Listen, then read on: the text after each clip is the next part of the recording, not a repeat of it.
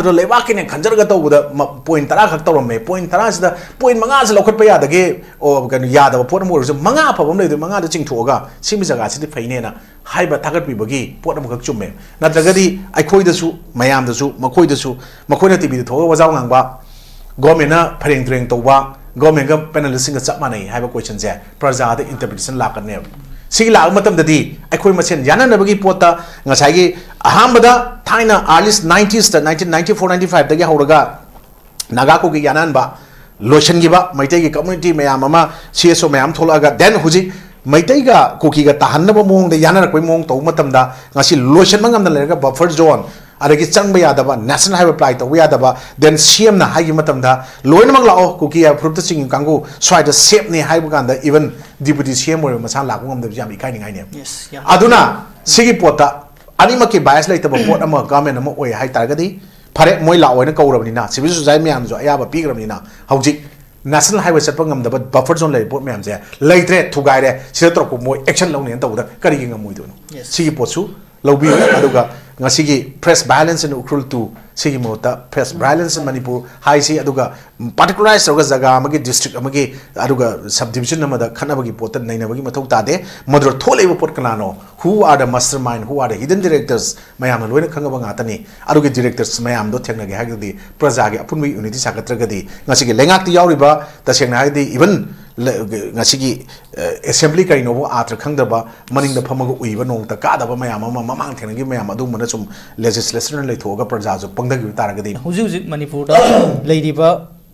Irang Sida cookies, Manipur Palebo Gomen Asina, cookie, Huzik Assembly to Pumley, Sigi Manung Sida Canary Badugam, Queen of Tori, but Hong Sing cookie, me Faki Bamatamda, Fariba Midu, Kanana. Kidnap Tori Bushing do, Tidoga Fagat Mahuta, negotiation to Navagi room when Loraga, Kogi, Hado Pirana Bapil to Bunugum, Basum, but Hong Sing Satari Baduga, Hosuzi Manipur 2023 May 3rd, the Ginangasi for the Tolok, but one to one by Kogi, Monkey, Wamadi, she gives sing Sigamarina, Fab, Baduga.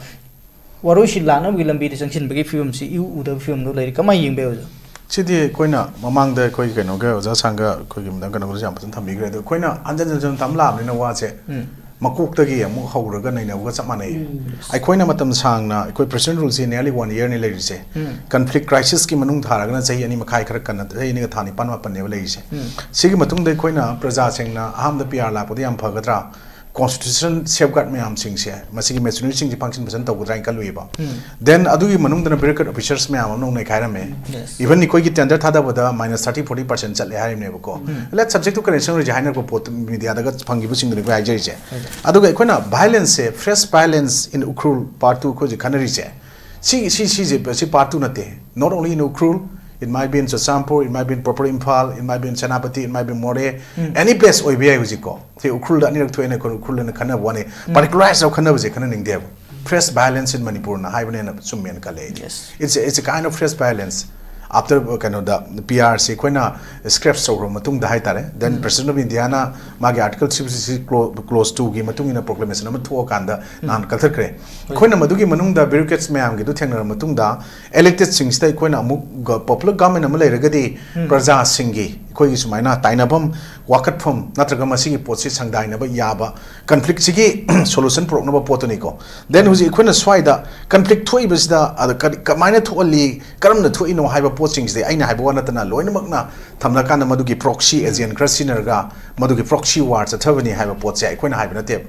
Then Equina was Equina just MLA Minister Ama, Natragamana, Manipur, Punbugi, Miyangi, Mihuni and a Kanbangam de community politics away, and a community politics from Tower Puduna, even say Quena. Nagana Nagagi Kukina Cookie, my day, my day, Pangalgana, I would say. When Nagaju might come to Naga, Pirono cookies, cookie, Pirono, this time Naga and cookies, Masihana Lerman, take one, Siamapani, Umbrella Miam, the Tupukanda, for a better political bargaining power, Magi, seen about that. Quena, swice they quite youth lady Bamayam, sing Sigi, Yam, so what of Dangama, youth are the agent of change and high, the youth sing, you see, Kai like Mangre. Except Ikoi Arambai Tengo, Kangu sings here, then Karaleko, like they have then CSO sings the youth chilling Lagumze, youth Jiawi, middlemen Jiawi, Kara seniors Jiawi, civil society Mayam, Senator, youth Mayam, a kind of forces sama, Madudakale, Mutamda, Arambai, anti Indian Makoisidi, against the Indian. separatist movement ki natraga communal riot thon bagi pota madugi pota laibane haibase kainogi government ki agency sing maruina particularly central paramilitary forces singi makoi ki record soi ke leram gane se ai thajab lai masi khoina haibudi yade evidence no puthu agu jumo ki thet cry da thelaga thami ji je makoi na cry nei nei haibase loina khangaba uraba ngata ne bako adu targadi aikhoi adugumba leiwak ki lining lai shon ji leiwak kannaba lining lai chong le jaramba dharma gi pota khara mangthara iba pot mayam si isa gi tradition culture yokhana leramba isin law mayam morum pang mayam amana leiwak sidang ngasi di adugumba mito mian cha mayam amana ngasi takhairak pot taksalak ko mayam duna manipur si luppe sinking committee ore lup tore haina tholki wa pot nga ki khulai mullaga pairu chumi pairu ga so aduna yamna separatist movement lom dal la aga law thokoi pot thamaga ngasi taseng na machine da separate ta jarage na lawriba separate administration with legislative power p ona lawri pot se masigi potna karigi haidabna habu question am lai sigi posin leitabni na ngasagi yamna bias oiba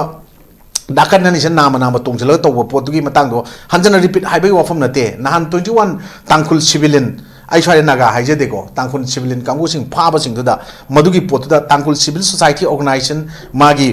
family member and local leaders mayam yauna magi district administration police amri security forces yauna coordinated assistance sai da dugi matugi na mokoi rescue tawi hai da madugi yam maru oina maduda moina thagat pasi kaino na 4th maratha regiment maha regiment for their prompt intervention and moi mai pi bako ado sikatang ngasagi maharegiment sikatang na thabak tawra chingda haiba question ama air lawthuna mayam haisina karigino aduga message da ikoina makhoi mayam ama thoiba tori mayam da attack mayam do cookie gi kangno singna militant terrorist singduna madugi kainogi tangkul gi sinaw na isa farmers ne toropani madu makhoi sing ta sengna haib ta gadi makhoi adumba popi yanthatpa drug ki against anti drug campaign tawba kangu dugi madugi ching da kakaloba hill range of karuda sumaina makhoina ongoing war on drug campaign gi part amoi chaluba torokpani hai pot ma singdok ching tore ade khona sumaina youth ki pot thogdang chawre hai pot jikan the government di total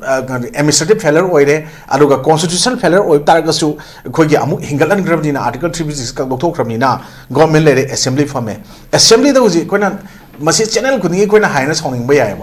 online da wasak loba online da madigi assembly gi mifam jawshalakpa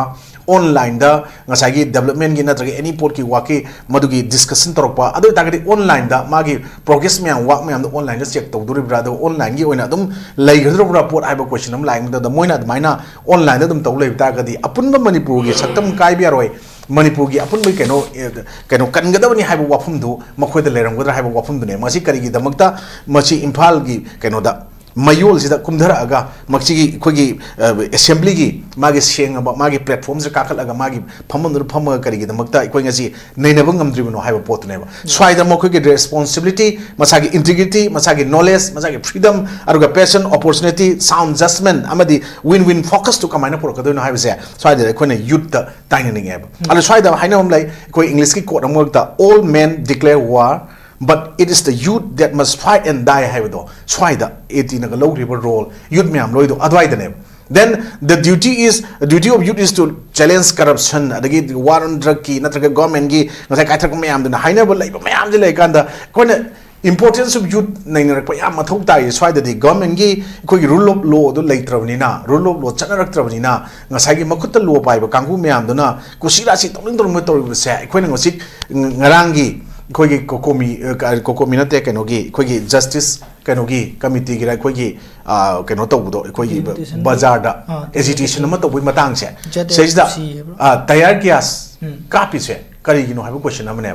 freely khoina madu without arm democratically khogi constitution article 19 na 21 na piriba potugi matungina madugi poto khoina protest of pot amakak ne protest of the mind tawre adu dagadi kidnapping gumba ransom tam gumba mayam da kari gi tawdabano ngasigi evening paper mayam da cookie gi terrorist kangu duna rope tawgru se more than 8,55,000 case oina aluga valuable person belongings from 21 tangkul civilian na ngasi di phongdor eba mayek sienga alida sigi pot mayam singche masigi sidi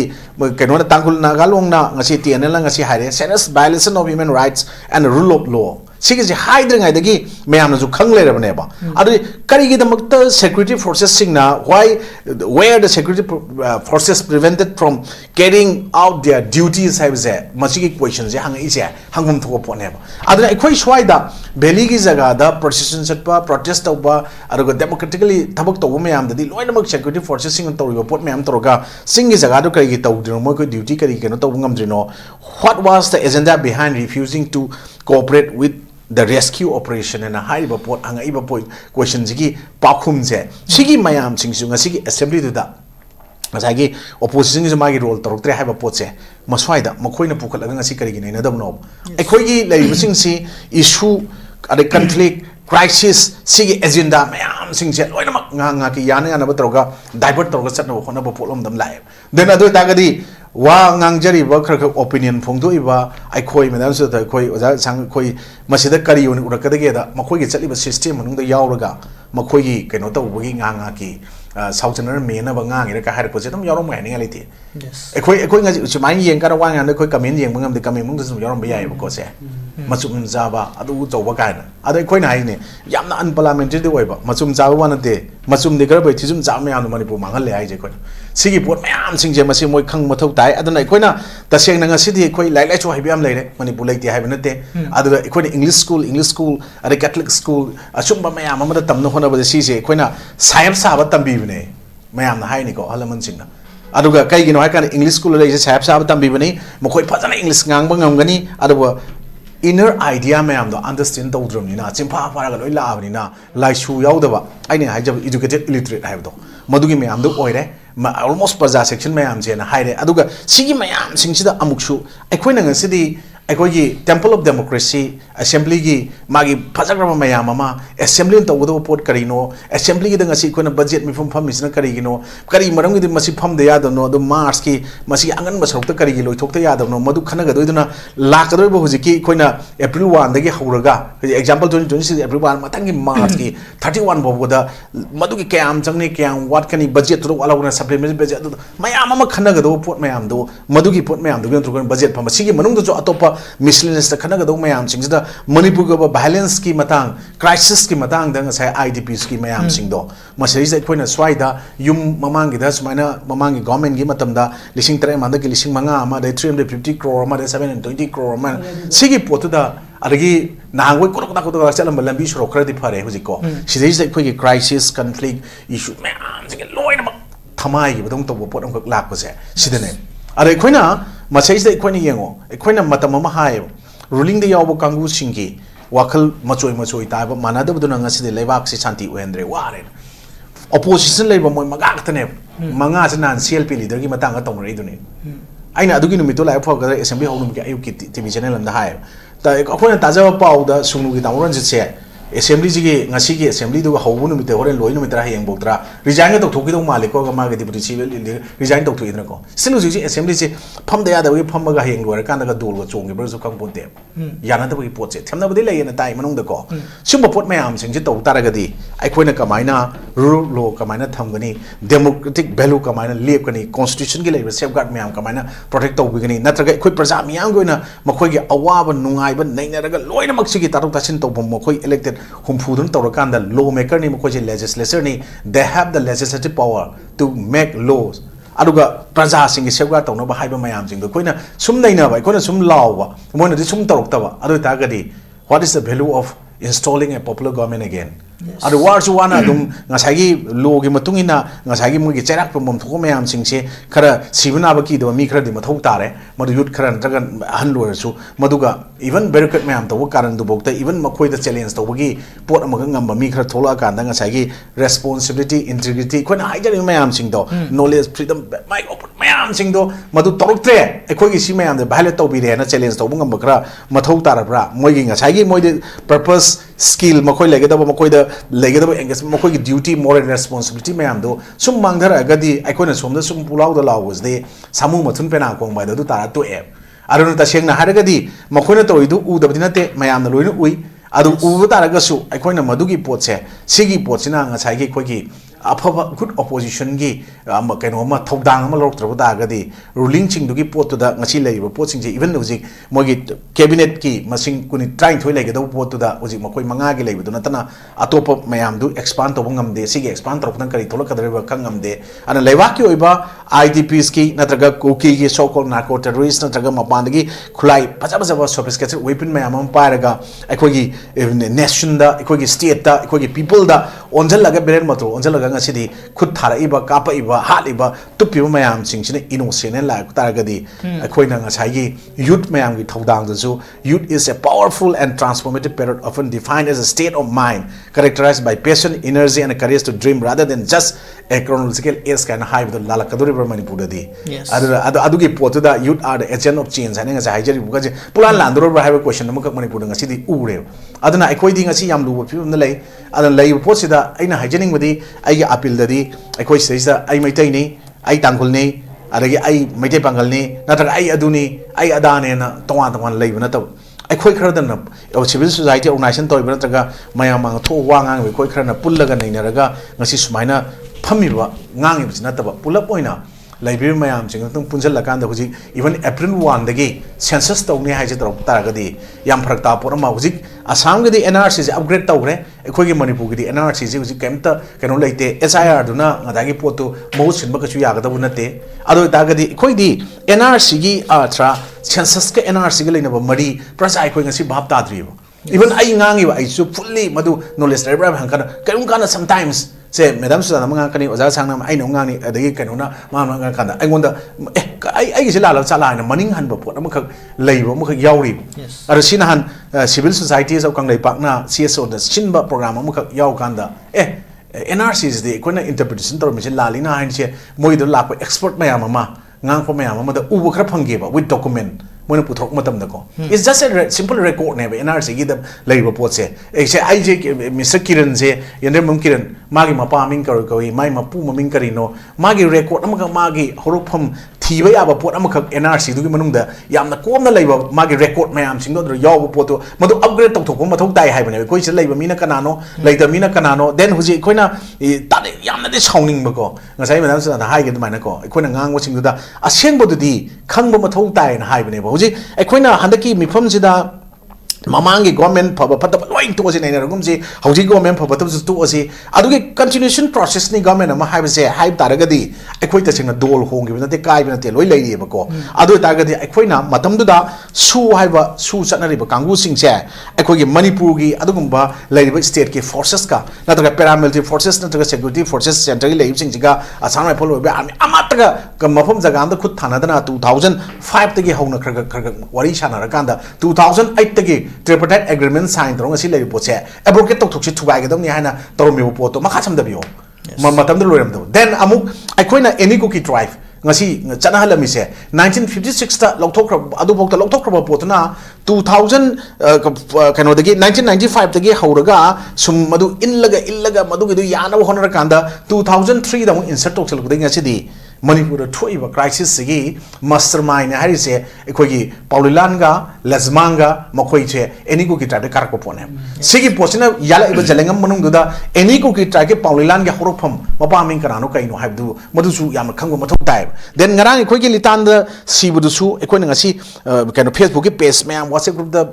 news group thengna kanda makhoi da Manipur origin oramde Myanmar nationalist oye aru tagadi sumaina mayam ama tangkul gi aduga nagagi leiba nagagi ne kamuji leiba jaga amra la akanda madugi poto hana suna bo tholo aga su nagana hapne tahanba moi masen halaga su ko orbe karano khangdram ni ko then adagi koki gi jaga da naga ama poraga hato ga thamamaga su koki na hapne tahanba maitai gi jaga da orga maitai na hapne tahanba pot khoi je bon je langjan na ba mai je achak pa je ta pulang lang na bai type da mai haijen na bai type da web pot su na di solution pro ko di yaro aduna is every culprits who are involved aduga who are engaged adugi mayam sing se thidu okanda madu punishment piu mathau tai hauje ekhoina even madudra ekhoina census ki masing thibala chimtang hai lochen jage census ki masing thibala kadar biyung kuk thibala kadar mi je ekhoina mangchane khalla je bako mangchane khalla je mangchana di agi yumda Kiran gi yumda mi masing kya sari je khange manga sai tara sai kun jai je khange ala aina di khume eba agi yumji mi mari gatang chareng khale aina ekhoi ni pa ne nang ni pa ne na तौरगा चटखरेबको देन आई द निपान चाबसिना आइना अहुमने हारेबा abort लेगिबसिंग जे थाहौद्रेबा अदुदी आहेंग खोगी मसिंग दु मांगजबदा दु मांगनगदोरिब्रा क्राइद मोय मु एतरगदगे जे खंगदब मी मयाम यावरि सुंबा मयाम अमा मजु डिफेक्टो ओहनगदोर डिजुरी ओहनगदो ताहनगदोर खंगदब पोट मयाम अमजु ngasiदि खोने अवेयरनेस वारपदगे लेरिबा पोट मयाम जे इवन अखोगी असेंबली ना वारेप लोबियोबा अखोगी एनआरसी अपडेट तौद्रिङाइदा एनआरसी चट्नद्रिङाइदा नत्रगा अखोगी सेंसस की ममांगदगे दम 2011 की सेंसस तगे औरगा 21 तौबो ngमदा लेबो पोट लेरिङाइदा औजेक्सी तौसलगदी सिगी पोसे बेरा लेगनी अदना मसी मतम खरा कोई समायना मधुगी बैकअप कैरेक्टर लौरगा अत्यन मतम ममा कोई गवर्नमेंट जी मनुंग दोरसो मथंगी इलेक्शन लोरगो तौरगसु ना ngसागी एनआरसी खंगदे डिलिमिटेशन खंगदे एनएच वाई तौदगद्रे ममांगी पोता 11 की मतुंग तारक पोता सोयिबा मधुगी छमदोखिबा मयाममदा असम की 1960s ओरगनी मोगी तौरगा तौगिबा मतमदा हुजी मोगी हेमंत बिश्वासना फोंग मी चीफ मिनिस्टर लावे मसी 1950 दगी अमु बेस यारो तौरगा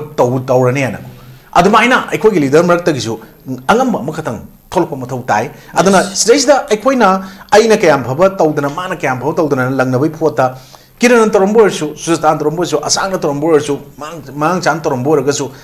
आइना तौब 10 दर लेबाकिने खंजरगा तौबदा पॉइंट 10 खक तौरमे पॉइंट 10 सिदा पॉइंट 5 से लौखटपा यादगे ओ कन यादब पोट मोरसु 5 फबम लेदु 5 द चिंगथोगा सिमि जगा सिदि फैनेना हाइबा थागतपिबगी पोट अमखक चुम्मे नत्रगदी अखोइदसु मयामदसु मखोइदसु मखोइना टीवी द थोगा वजाव nangba गवर्नमेंट फरेंग ट्रेंग तौबा गवर्नमेंट पैनलिस्ट चप मानी है क्वेश्चन से प्रजा इंटरप्रिटेशन लाकने सिगी लाग मतमददी अखोई मसेन याननबगी पोता ngसागी अहामबदा थाइना अर्लीस्ट 90s 1994 95 दगे हौरगा नागा को की याननबा लोशनगिबा मैतै की कम्युनिटी मयाम अमा सीएसओ मयाम थोलागा देन हुजी मैतै का कुकी का ताहनब मोंग दे यानरकoi मोंग तौ मतमदा ngasi लोशन मंगमदा लेरगा बफर जोन अरगी चंग यादबा नेशनल हाईवे अप्लाई तब यादबा देन सीएम ना हाई मतमदा लोइनमक लाओ कुकी अप्रूव चिंग कांगू स्वाइद सेफ ने हाई बगांदा इवन डिप्यूटी सीएम और मसा लागू ngमदब याम इकाइनिंगाइने अदुना सिगी पोता अनिमकी बायस लेतब पोट अमा गवर्नमेंट अमा ओय हाई तारगदी फरे मोय लाओयना कौरबनिना सिविल सोसाइटी म्याम जो अयाबा पीग्रबनिना हौजी national highway Chatap ngमदब buffer zone ले पोट म्याम जे लेत्रे थुगाइरे सिदा तरको मोय action लौने तबदा करिगे ngमुइदोनो सिगी पोतसु लौबी अदुगा ngasiगी press violence in Ukhrul to sigi mota press violence in Manipur high si aduga particularized aduga jaga amagi district amagi aduga subdivision namada khanabagi potan nainabagi mathau tade madro tholeba pot kanano who are the mastermind who are the hidden directors mayam loina khangaba ngatani aduga directors mayam do thengna ge hagdi praja ge apunwi unity sakatragadi ngasigi lengak ti yauriba tasengna hagdi even ngasigi assembly kai no atra khangdaba maning da phamaga uiba nong ta ka daba mayam ama mamang thengi mayam adu mana sum legislation lai thoga praja jo pangdagi taragadi manipur di lukpani na ismaina hamrong ga ruben yam noi jai yam sum thambiri manipur gi government anopa popular government haiba dare miyam gi asa yam tori ba sigo government sina ji manipur thole ba sahi ani ahum hen pharak ka dora ba irang am loidana hujuji gi litan area gi aduga hujin nauna anoba fresh violence थोलिबा मैम असी वारुशिन पुरकन होनाबदा तोंगान तोंगा मफुन थंबि ओजागी मोद कमायना तौरगदी खै सरकारना लौखलैबा खोंथांसिंग assembly the फोंदोंनरिबा अखोगी थोलिबा थोदोसिंग मरि लेदना x के shoppe बना चिंगबा अदुगी NIA दा थिकलन बना चिंगबा तोंगान तोंगा मफुन फोंदोंनबा लैरिङै सेरक्सिदा खैगी तोंगान तोंगा मगै क्यादगी सु पेनदबा क्याम फोंदोकपदि लै अदु ओजागी बोत खैगी थोलिबा violence asi lotion bona कमाइन तौरगदी लोशन बरि यागने है से violence कमाइ लोशन दो यादगे है दे मथौ तौदन लेरिबा मथौ तौ मसक खंद्रबा मयाम सिंग जे निंथि जना हाना मथौ तहल कांदा constitutional protection safeguard se phanggadoi rule of law leiduni se hana number 1 is in every concerned authorities mayam ama including elected representatives aduga tasengna paramilitary forces adu Indian security forces sing Indian army state forces all concerned bureaucrat officials sing and officials mangnatra su magi mari lenaba government ka mari lenaba khudimak se hanna mase rule of law chanan da yade haba pot se masagi moral responsibility masagi makok ta hana fix taw ngona ba matau tai yes natra gadi ai khoina ta sekna har gadi masai da sumibra la libra tongan tongan faing trem khon chandro ba paw me amdra chatlaga action lobuna su kana roy ai mar omna nga sai khoina tok nga haurum drigai mamang adai do mane mana my Facebook page ta thagalak thengai information is the responsibility spreading rumor is a crime and matheng nei ba ai bro ake karme yam phajai aina madugi do aina pusala ise kari no hai kan da ko ai ma hai jage hauji ai koina kari taroga masi lotion dagi hai taraga di horofong khangda ba hai ge di ko horofong khangda ba non citizen aruga mokhogi illegal immigrants economic immigrants mokhogi maming tongale adagi taseng na gadi immigrants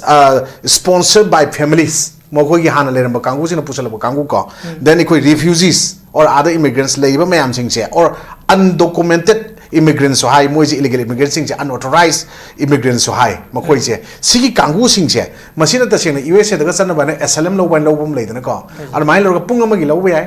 mai ayaba ko 1 hour ki lo yai 1 week ki lo yai 1 month ki lo yai 1 year ki lo yai adagi taseng na 50 years ki lo yai example ni moi de pije hek lo gadi madu mako illegal ne moi de leibi yar weba ko ar mai na ko jam strict law ma sema ma thau tai then am tang yeng bio how ki som tori ba lan mayam si de yeng ko poppy plantation gi matang da taseng na police kangu army kangu kakhal aga ngarang nahan kakhal umdam jurisdiction onayena khanayem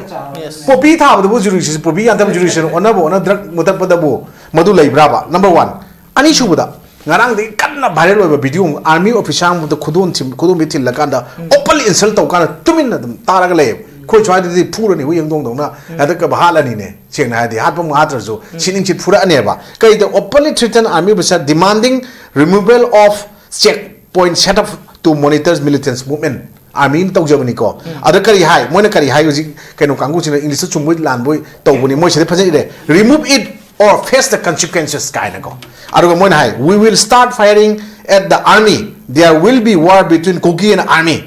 hai ngami ngarang yesterday viral video da ko adu sigi posi kaino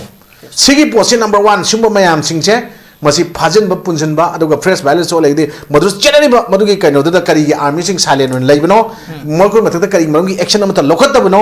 any hidden agenda da kai da leire adu ta kari madu ki botu yam open ri kari maram ki no haibase masi ki ji laingak na takai ga damni aru army odi army ki GOC da khangde mogi general da khangde che mari le no concern sing thara kanda court martial to thokol ne dum militants andaga dum ba against the nation against the state wa ngam kangu sing do pha bun bu lo yaina police concern station general lore adu ta ai choi da hiding e akoi ji AT kangu di against the state against the nation na ubi re ba moina AT ki chinau mayam sing marum pang sing alaman mayam sing do makoi na ngasi makoi tholai usin kari gino da leba ki situations na compare to tholo kimne makoi la lo na te number 1 aina hygienic musi ao aduna madu tangai phadana khulai pare do compare to pai gi bani makoi na pai do kai no imale bak iramdam nungshibagi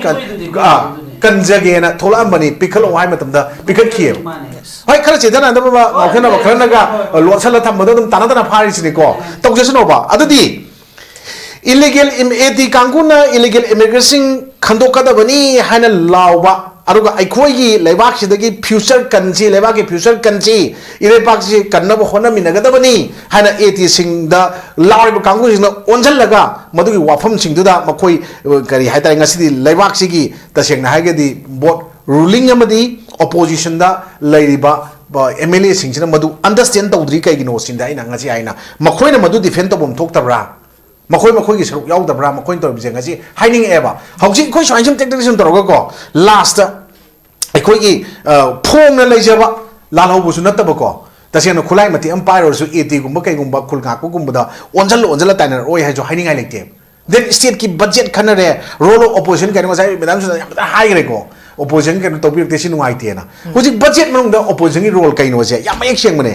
the role of opposition party elected representative MLA in the state assembly budget session is critical for maintaining democratic accountability. Number 1 ko acting as a watchdog of public finances and ensuring government spending reflected public interest rather than solely ruling parties' priorities in high neighbor. Their primary responsibility is to scrutinize the budget proposal, debate and allocation and provide constructive and often strengthened criticism of state financial policy. Na piri bo poche ngasi di yana sum chaki dag di pham du yare ga jai do sine wa in haning na adri ekhona budget to kai no je makhoi gi yar me am do yamna sang karaw nga den khon takpi tam bu ju apon te that adu assembly against ko ngang su yam na te ko madu gi pot di adu perak ta bai ngang gi se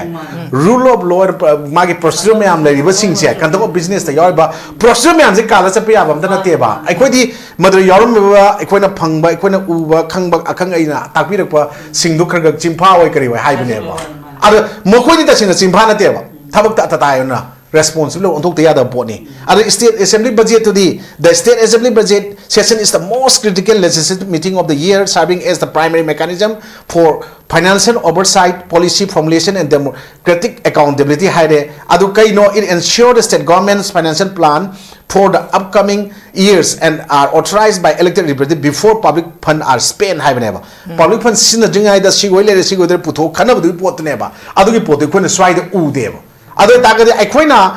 role of elected representative state assembly budget tai khone ngasi naneriba mayam do madu kari gino kaido bai nanera ino hai kanda magi budget ko na supplementary budget kari ya hapa ino supplementary budget ko na dre ko na da boy koi emergency na ba serious na ba arage magi approve to ho de ya ho do mayam sing do amuk ngasai gi unbudgeted kada urgent expenditure ko mudugi hapo haiba pot hako do pone do magi legislative authorization for additional fund demanded by the government during a financial year do madugi da makta bam hai ne ba aro sigi mayam do thamra ganda budget to gi state assembly gi pot da ngasai si khanar podam da adu bhaw da ningthi chana ngasi di udre na ngasai hari do adra in samjani muna elected representative MLA mayam singdudi state assembly budget se are responsible for scrutinizing, debating and approving the state budget, ensuring accountability and representing constituency interests. Moi do yaida to my debate, cut motion, departmental committees, reviews, authorizing government spending and influence policy do loin muk laiga dong na do ngasi de coin kaw reba aduna si kaw reba mayam sing kaw biganu procedure kan biganu aduga peace porok na bagi face violence thola iba mayam sing oi gai ta gadi ai ngasai panjagre oja sang chambirami any ku ki tribe advocate thokpa su advocate tauba then illegal immigrants mayam ama ainu ji haijaba unauthorized oriba makoi adugumba mayam singse lo na yadraba mayam non citizen mayam hai tare ko sigi mayam singse masigi undocumented immigrants mayam se detect deport tok thokeba sigi se sinatana leite aduga ekhone stage ta kon hujik ta chengna census tok chalakani ka haragadi even makoi do loinamak include tok chalangraga tasengna haragadi ayeng aikogi undocumented or illegal or unauthorized immigrants aduga ngasagi sumba non citizen mayam du Indian citizen ni manipur kenoni habdu yaroy adugi potro oiragadi ngasai koina ngasai mamang da thokriba jun 19 gi potro gi hena sathiba mayam mama ngasi gi pot se tholopoju yai ada politically yamna second ba yamna leng amunna kano ga lenga ka mukta kano tobunga moido pot am da lakpasu yai ko anu sigi pot se dai koina ta seng nare ga dinga sai gi social responsibility adu ngasai gi as a future leader mayam mama madugi kano to uda aduna ngasai gi economic growth mayam mama Hengal na ba kay do mathau tai hai kanda youth mayam sing do hana bap tamin mo mathau tai because youth are the agent of change and youth are the driving force of society essential for driving innovation, economic growth and social change and yam short ekon thengna ba report mayam se at the center kanda youth sing gi power se hana ki women gi matang women empowerment gi matang han khana bada mayam ama even assembly da bo puthoga natraga mamang do toga yam pukhalakre semna ugre ko loi yai yada banate adubu aikoina huji youth ki dasu priorities kara pira kanda huji ki sumaina aikogi lana lamjing nawa hotna ba mayam su leram gani aduga lana lamjing na taba makoina kulai paru kari marungi painingino kai doraga di pai ba tokani aduga noi amuk hana pai gadra pai roidra adu lengak na kari to mothok tai noi na lengak ta kari pami ga ja youth ki mayam sisu masai da CSO ki leader mayam ga tanaba da maina youth sing da su maduri da even magi localities sing gi local MLA sing na grassroots ta ga even koi panchayat election mu tongam da leidna ko sigari to thoga youth mayam tholokani adu maduri wari chabi ra kanda ngasai gi koi gi rule of law se sanna na ba hana tauba adu ga ngasai gi koina second da koina hanjan haiba wanate any ko ki tribe advocate to thokpa su advocate to thokpa adu ga even Delhi da ngasi thongna phariba paramilitary forces, Indian Army, Security Forces, Manipur State Forces mayam toriba thabak se just koi Delhi da to usmaina Delhi sing de haning de sing ge jaga sing ja se toba then aduga elected amana helicopter gi kana nirak pudi yami kai ne ngani yam amajulution gi yam ngai se uju koi gi Manipur tholiba